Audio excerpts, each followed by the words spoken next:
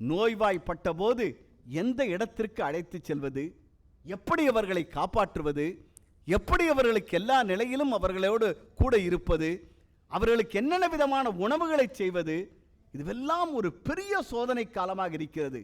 இளமை என்பது சாதனை காலம், முதுமை என்பது சோதனை காலம். சோதனையிலே இருக்கின்றவர்கள் நிச்சயமாக பாரமாகத்தான் எல்லா நிலையிலும் இருப்பார்கள். சிந்தனை அரங்கத்திலே நான் பதிவு செய்ய வைக்கின்ற நிறைவான கருத்து இதுதான். முதுமையான காலத்திலே தளர்ச்சி வந்து விடுகிறது.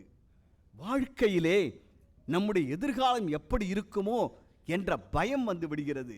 கண்கள் பார்வை குறைந்து, கால்கள் நடை தளர்ந்து, கைகள் எழுத மறுத்து, இன்னும் சொல்ல போனால் அடுத்த நாள் விடிந்தால் அது எப்படி இருக்குமோ என்ற சூழ்நிலை இருக்கக்கூடிய முதியவர்கள் இளைஞர்களோடு ஒரு காலத்திலும் ஒத்துப்போக முடியாமல் அவர்களுக்கு பாரமாகத்தான் அமைந்திருக்கிறார்கள். இந்த சிந்தனை அரங்கத்திலே நாங்கள் பதிவு செய்வது, இளைஞர்களுக்கு முதியவர்கள் சுகமான பாரமாக இருக்கிறார்கள் என்பதை மட்டும் இந்த நேரத்திலே பதிவு செய்து, அவர்கள் வந்தால் மீண்டும் எங்கள் கட்சியும் வரும் என்பதை சொல்லி நிறைவு செய்கிறேன். நன்றி, வணக்கம். தசரதனுக்கு ராமன், இலக்குவன், பரதன், சத்ருகனன் ஆகியோர் பிறப்பதற்கு முன்னால் ஒரு பெண் மகவு இருந்தது.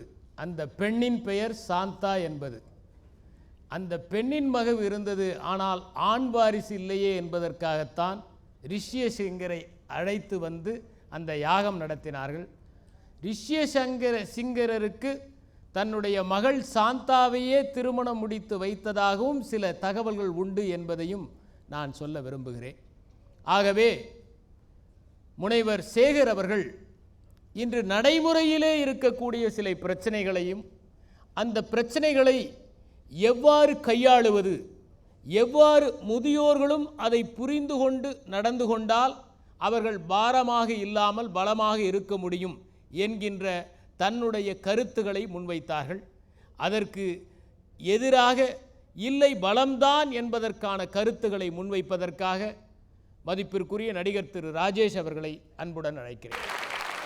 இப்படிப்பட்ட ஒரு நல்லதொரு தலைப்பிலே பேச இருக்கின்ற எங்களிடம் கேட்கின்ற அனைவருக்கும் முதலில் என்னுடைய வணக்கத்தை தெரிவித்துக் கொள்கிறேன். ஒரு பெரிய அறிவாளி, நல்ல பேச்சாளர், தலைப்புக்கேற்றபடி அவர் வாதிட வேண்டும் என்பதற்காக கருத்துக்களை முன்வைக்கிறார். அவர் அடிக்கடி சொன்ன வார்த்தை, கீழே விழுந்த ரெக்கார்டு தட்டு மாதிரி சொன்னதே திருப்பி சொல்கிறாங்கன்னு. ஆனால் அவரும் சொன்னதே திருப்பி தான் சொல்லிக்கிட்டு இருந்தார்.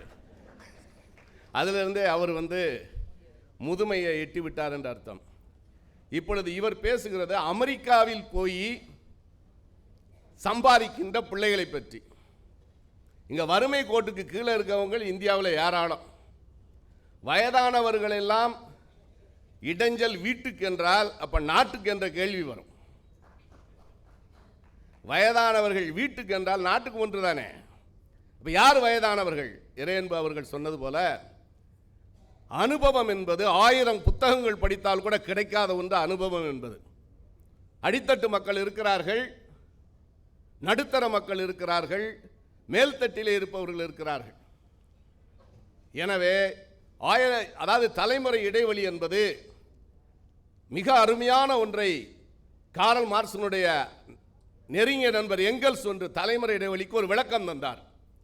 என்ன விளக்கம் என்றால், எந்த மாதிரி சமுதாய அமைப்பு இருக்கிறதோ, அந்த சமுதாய அமைப்பில் எந்த மாதிரி இயந்திரங்கள் படைக்கப்படுகின்றனோ, கண்டுபிடிக்கப்படுகிறதோ, அந்த இயந்திரங்களின் மூலம் வருகின்ற ப்ராடக்ட்களை, பொருட்களை அந்த மக்கள் வாங்கும் பொழுது அதற்குள் ஒரு குணாம்சம் ஏற்படுகிறது. அதுதான் தலைமுறை இடைவெளி என்று சொன்னார். என்னுடைய அப்பா 1914 பிறந்தவர், 97 வயது வரை வாழ்ந்தவர்.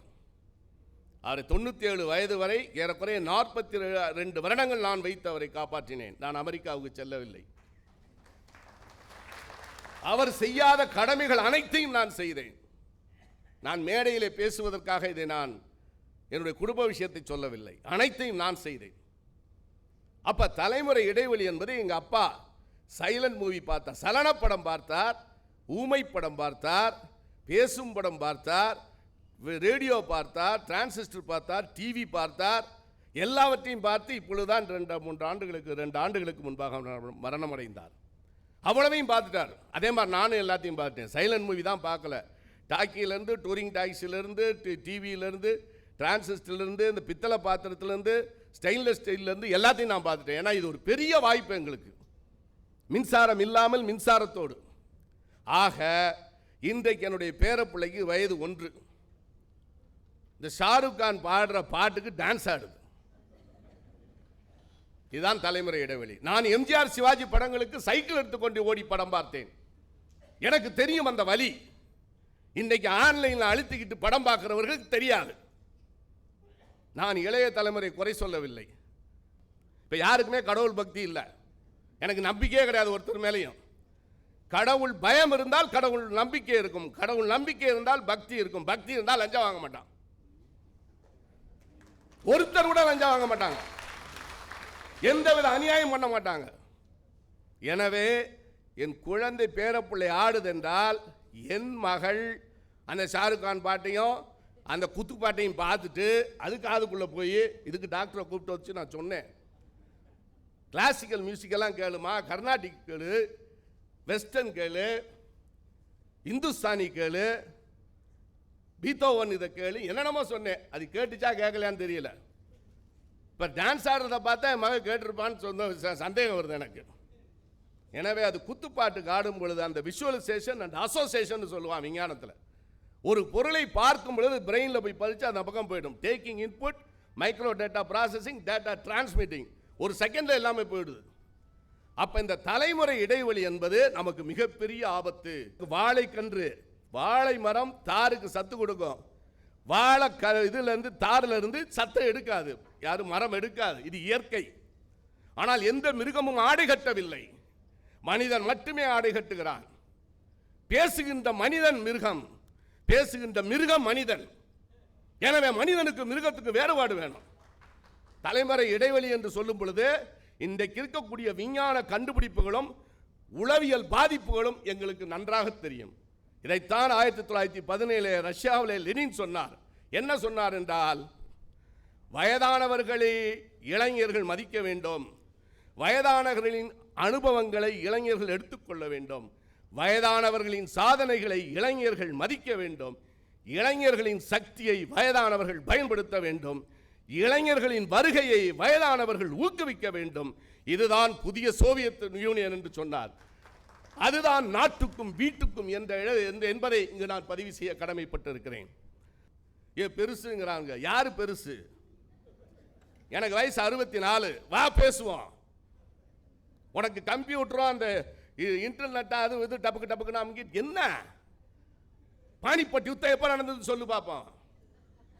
இறையன்பு சார் சொல்லுவாரு. சிங்கிள் செல் அமீபா எப்போ வந்து சொல்லு. டார்வின் எப்ப சொன்னா? த பிரபஞ்ச சீக்ரெட் ஆஃப் த யூனிவர்ஸ் புக்கை பார்த்தோன்னு சொன்னேனா?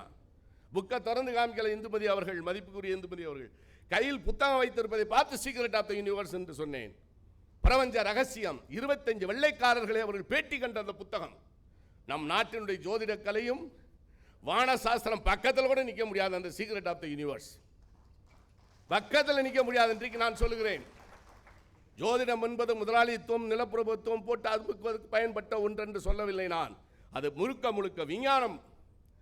எனவே நம்ம நாட்டிலே இந்தியாவிலே இருப்பவர்கள், தமிழகத்திலே இருப்பவர்கள், வீட்டோடு இருப்பவர்கள் மனிதனுக்கும் மிருகத்துக்கும் வேறுபாடு வேண்டும் என்பதற்காக, பெற்ற தாய் தகப்பனை மதிக்க வேண்டும் என்பதற்காக என் தாய் தகப்பனை 2 பேரையும் வைத்து நான் இத்தனை ஆண்டுகள் கவனித்தேன், எல்லா கடமைகளையும் செய்தேன்.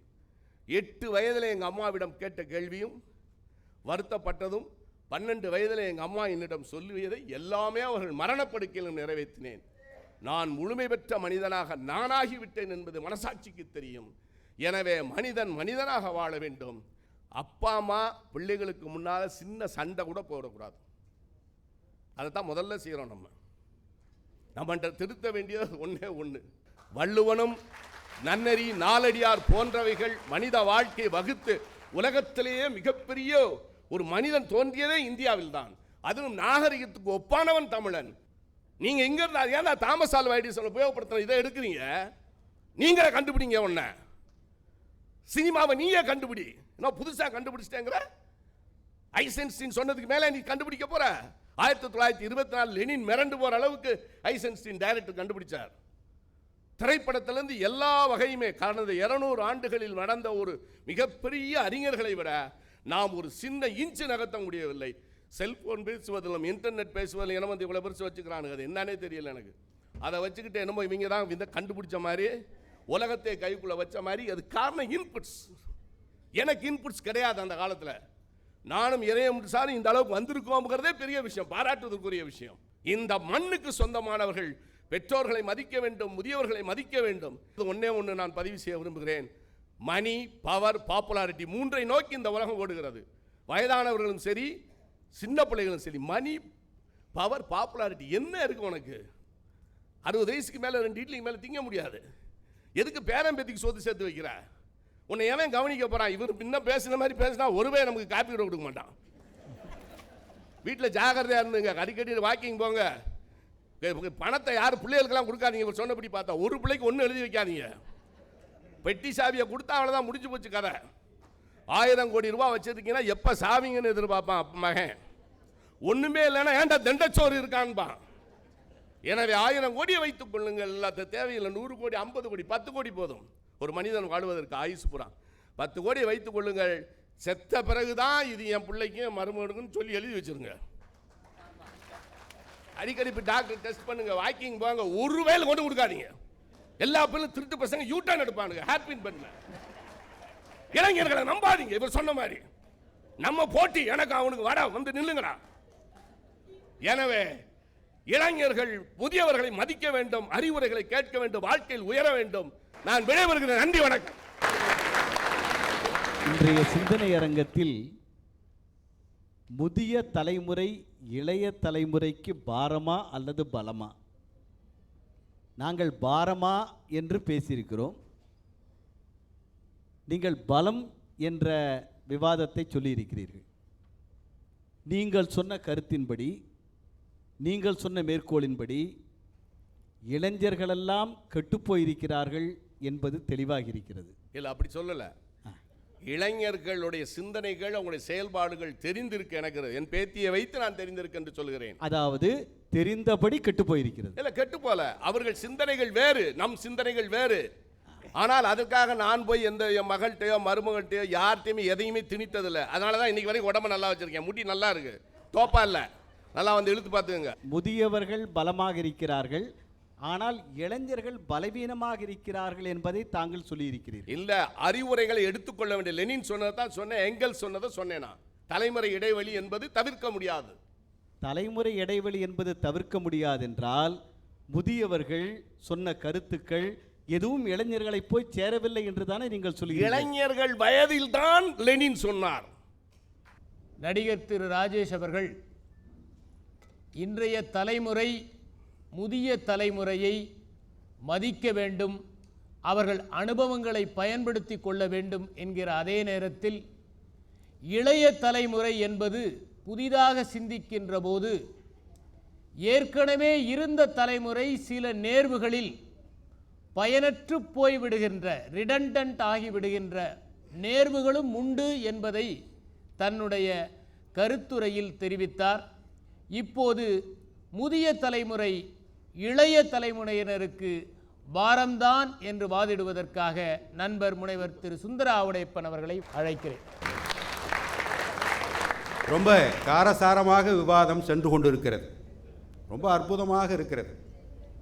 ஒரு ஆஸ்பத்திரியில் சொன்னால் ஒரு 5 நிமிஷம் லேட்டாக கொண்டு வந்திருந்தீங்கன்னா பேஷண்ட்டை காப்பாற்றிருக்கலாம் அப்படின்னா, என்னடா 5 நிமிஷம் முன்னாடியில் சொல்லுவாங்க, இது நான் புதுசாக இருக்குது டயலாக்னா.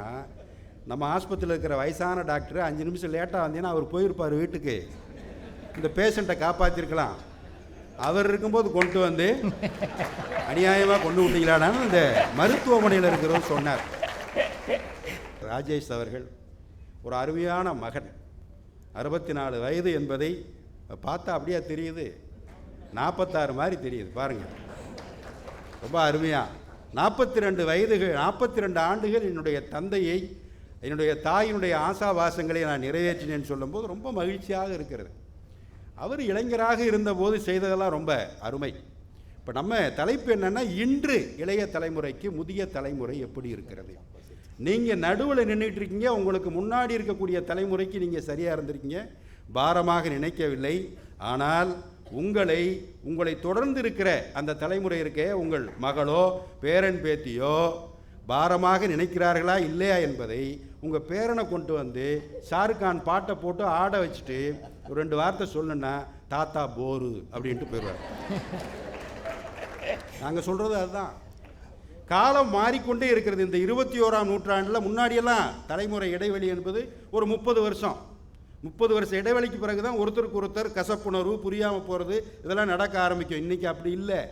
இன்றைக்கி தலைமுறை இடைவெளி என்பது 30 நாட்களாக மாறி போயிருக்கிறது. 30 நாளைக்கு முன்னாடி வந்ததெல்லாம் பழசு. இப்போ இந்த மூத்த தலைமுறை காலாவதியாகி போன தலைமுறையாக மாறிவிட்டது. எங்களுடைய அணித்தலைவர் அதோடு சேர்ந்து வரணும். எப்பொழுது ஓடிக்கொண்டிருக்கிற நதியோடு ஓடிக்கொண்டிருந்தால் நாமும் நதியோட்டமாக இருந்து கொண்டே இருக்கலாம். முனைவர் இறையன்புதான் சொல்லுவார், தேங்கி போனால் அது குட்டையாகி போகும், சாக்கடையாக நாற்றம் எடுத்து போகும். அந்த நிலைமைக்கு தான் இன்றைக்கி முதுமை. ஓடி வர மறுத்தால் ரொம்ப சோகம்தான் நிற்கும். இந்த காலம், இந்த இடைவெளி என்பது முதுமையை தாண்டி ஓடிக்கொண்டிருக்கிறது, நதியினுடைய ஓட்டம் போல. ராஜராஜ சோழன் சுழற்றிய வாள் எழுதுவார், போர்த்தொழில் பழகு என்பதிலே எழுதுவார் தலைவர் அவர்கள். அந்த வாளை சுழற்றி கொண்டு உலகம் முழுவதும் தமிழனுக்கு அடிமை என்று முதலாக தமிழனுடைய வீரத்தை உலகத்திற்கு எடுத்து காட்டியவன் ராஜராஜ சோழன். பாராட்டுவோம், கேட்கும் போதே புல்லரிக்கிறது. இன்னைக்கு ராஜராஜ சுழற்றிய வாளை எடுத்துக்கிட்டு தான் நான் சண்டைக்கு போவேன்னு நினைச்சோம்னா என்ன ஆகும் பாருங்க, அந்த வாளை தூக்கவே முடியாது. இப்போ அடுத்த நிமிஷத்துக்கு இப்போ அணு ஆயுத போர் வந்து விட்டது. அதற்கேற்ற உத்திகளை நாம் மாற்ற வேண்டும். நீங்கள் என்ன சொல்கிறீங்க, ராஜராஜன் உபயோகப்படுத்திய வாழை மட்டும்தான் பயன்படுத்தணும்ன்றீங்க. எங்கால் என்ன சொல்கிறான், அணு ஆயுதம் ஒரு நிமிஷத்தில் அப்படி பொடி போடுற மாதிரி போட்டால் எல்லாம் காணாமல் போயிருமுங்க, நாங்கள் தயாராக இருக்கோன்றோம். இப்போ இருக்கக்கூடிய இளைஞர்கள் அதுதான். அந்த இடைவெளிகள் மாறிக்கொண்டே போகும்போது அதற்கேற்ப வருவதில்லை என்னும் போது ராஜராஜன் சுழற்றிய வாளை ஒரு நல்ல அருங்காட்சியகத்தில், ஆவண காப்பகத்தில் கண்ணாடி பீரோ எடுத்து அதுக்குள்ளே வச்சு பூட்டி போடுங்க. முதியோர்களை அதே மாதிரி கொண்டு போய் ஒரு இடத்துல வச்சு சந்தோஷமாக வச்சு கும்பிடுவோம். முதுமை என்பது என்ன செய்யும்னா பேரம் பேசும். இதை போய் இவ்வளோ ரூபா போட்டு வந்தியா, என் காலத்தில் எப்படி வாங்குவோம் தெரியுமா, காது கேட்கல ஒரு பெரியவருக்கு போய் அந்த இயரிங் ஐடி விற்கிற இடத்துல டாக்டர்கிட்ட போய் இதுக்கு எவ்வளவுன்னா 15,000 இருக்குது, 150க்கு இருக்குது அப்படின்றான். 150 கொடு. என்ன செய்வான், 2 வயரை கழுத்தில் மாட்டி விட்டு போங்க அப்படின்ட்டான். காது கேட்கறதுப்பா, வெறும் வயரத்தானே தொங்க விட்டுருக்கேன்னு. வயர் தொங்குறத பார்த்தா உனக்கு காது கேட்காதுன்னு சத்தமாக பேச ஆரம்பிச்சிருவாங்க. அதை வச்சு பொழைச்சி போ அப்படின்னு. இப்படிதான் எதா இருந்தாலும். தலைவர் அவர்களே, நான் 25 ஆண்டுகள் வானொலியிலே பணியாற்றி பெறுகிற சம்பளத்தை என்னுடைய மகள் ஒரே ஆண்டில் என்னை விட அதிகமாக சம்பாதிக்கிறாள் என்னும் போது நான் அவளுக்கு சொல்ல முடியுமா, படுத்துறது. சின்ன குழந்தையா எல்கேஜி சேர்க்கறதுக்கு முன்னாடியே தாத்தா வருவார், நீ டாக்டர் ஆகணும். பாட்டி வரும், நான் வக்கீல் ஆகலான்னு நினச்சேன், உங்கள் தாத்தாட்ட மாட்டிக்கிட்டேன், நீ வக்கீல் ஆகு. ஒவ்வொருத்தரும் ஒவ்வொன்றும் ஆகணும்னு சொன்னால் அந்த பையன் என்னவாவான், வைத்தியமாக தான் ஆகும், வேற என்ன ஆகும். தன்னுடைய விருப்பங்களை திணிப்பது. வாழ்க்கை என்பது வாழ்ந்து காட்ட வேண்டியது. இது ஒன்று. தன்னுடைய விருப்பங்களை திணித்து, சின்ன குழந்தைங்க 5 வயசு உட்காந்துருக்கு, இவர் பெரியவர் உட்காந்துருக்காரு, உருளைக்கிழங்கு வைக்காத, வாய்வு அவனுக்கு வைக்காத, உனக்கு வாய்வியா. சின்ன குழந்தைகளுக்கு எல்லாம் திணிச்சு அவன் 5 வயசுலேயே 50 வயசு மாதிரி மாறி போகிறான். சில தாத்தாக்கள் ஒன்றும் தெரியாமல் கையை பிடிச்சே நடந்து, அவன் சும்மா நடக்கும்போது இப்படி கையை உயர்த்தி பிடிச்சே நடந்து பார்க்குறான், யாராவது ஒருத்தர் பிடிச்சிட்டு போகிறான்னு. அந்த இளைஞர்கள் அதனால தான் உதறி விட்டு இப்போ நடக்க ஆரம்பிச்சிட்டான். தாத்தா உன்னால் என்னடா என் கூட வர முடியாது, நீ பாரமாக இருக்கிறா, என்னோட வர முடியாது. அப்புறம் அட்வைஸ் பண்ணுறது. இந்த காலத்தில் யாருக்காவது பிடிக்குமா? இப்போ நீங்கள் உட்காந்துக்கிட்டு அட்வைஸ் சொல்லிக்கிட்டு இருந்தா, நீ அப்படி இருக்கணும், நீ இப்படி இருக்கணும்னா அதெல்லாம் இப்போ கதைக்கு ஆகாது. அதனால் பெரியவங்க என்ன செய்யலாம்னா, நியாயமாக அந்த ஒரு வயதுக்கு மேலே ஓய்வுன்னு கொடுத்துட்றான், வீட்டில் உட்காருங்க, படிங்க. இல்லை அவங்கள விட வேகமாக கற்றுக்குங்க, எல்லா விஷயத்தையும் கற்றுக்குங்க. இப்போ சார் சொன்னார்ல, இப்படிங்கிறான்ல, அதெல்லாம் கற்றுக்கிறதுக்கு 1 நிமிடத்துக்கு மேலே ஆகாது. எல்லாத்தையும் அந்த போகிற போக்கோடு போக கற்றுக்கொண்டால் வாழ்க்கையில் ரொம்ப சந்தோஷமாக இருக்க வேண்டும். அது சில குதர்க்கங்கள், சில பெருசுகள் இப்போ இருக்கிற இளைஞர்கள்லாம் ரொம்ப தொழில்நுட்பமயமாக இருக்கிறார்கள், ரொம்ப நேர்மையாக இருக்கிறார்கள், குயிக்தியாலாம் யோசிக்க தெரியாது. ஒரே ஒரு செய்தி, பழைய செய்தி சொல்லி நான் முடிக்கிறேன். அந்த காலத்தில் ஒரு ஒரு ஒரு வயசான பாட்டி கார் டிரைவிங் அது ஓட்டிகிட்டு போச்சு வெளிநாட்டில். ஒன்று அது 40 கிலோமீட்டர் போக வேண்டிய வேகத்தில் வந்து 65 கிலோமீட்டர் போயிடுச்சு. போலீஸ்காரரை மறிச்சார். அங்கெல்லாம் அமெரிக்காவெலாம் வந்து அப்படியே பட்டாம்பூச்சி மின்ற மாதிரி மின்னி வண்டி வந்து முன்னாடி வந்துடும். இன்னொன்னே, மேடம் நீங்கள் வந்து 40 கிலோமீட்டர் 65 கிலோமீட்டர்னா அப்படி பார்த்தா காரை விட்டு இறங்க மாட்டாங்க. அப்படி பார்த்தோன்னே சரி லைசன்ஸ் கொடுங்க. லைசன்ஸா? போன வாரம் ரொம்ப குடிச்சிட்டு வண்டி ஓட்டினேன்னு அந்த டிராஃபிக்கில் இருக்கிற போலீஸ் லைசன்ஸை பிடுங்கிட்டான் அப்படின்னா பாட்டி. அப்போ ஆர்சி புக்கு கொடு, ரெஜிஸ்ட்ரேஷன். அதுவா, இது 2 வாரத்துக்கு முன்னாடி திருடுன காரு, அவனை கொண்டு விட்டு தான் எடுத்துகிட்டு வந்தேன்.